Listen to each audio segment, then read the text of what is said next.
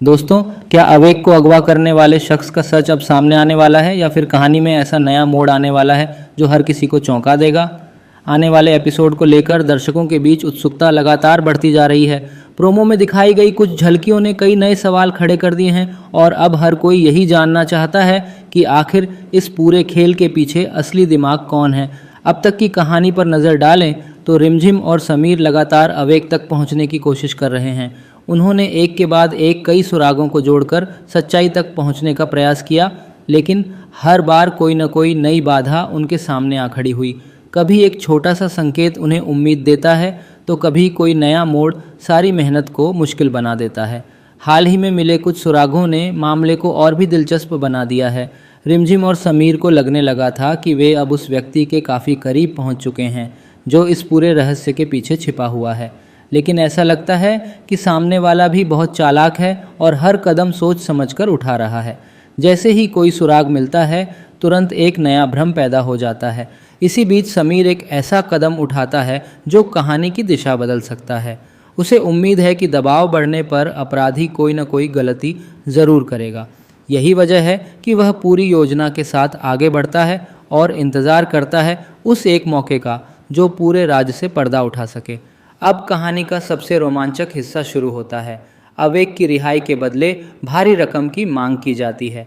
पहली नज़र में यह सिर्फ फिरौती की मांग लग सकती है, लेकिन समीर और रिमझिम के लिए यही वह मौका है जिसका वे लंबे समय से इंतज़ार कर रहे थे। उन्हें लगता है कि अब अपराधी की पहचान तक पहुंचने का रास्ता खुल सकता है। प्रोमो में दिखाई गई झलक के अनुसार पैसे लेने के लिए एक महिला सामने आती है। वह बेहद साधारण दिखाई देती है और किसी को उस पर आसानी से शक भी नहीं होगा, लेकिन जैसे ही वह बैग लेने की कोशिश करती है पहले से तैयार जाल सक्रिय हो जाता है। यहीं से कहानी और ज़्यादा रहस्यमयी बन जाती है। सबसे बड़ा सवाल ये है कि क्या यही महिला इस पूरी घटना की जिम्मेदार है या फिर वह केवल किसी और के कहने पर काम कर रही है। कई बार ऐसी कहानियों में सामने दिखाई देने वाला व्यक्ति असली दोषी नहीं होता, बल्कि उसके पीछे कोई और बड़ा खिलाड़ी छिपा होता है।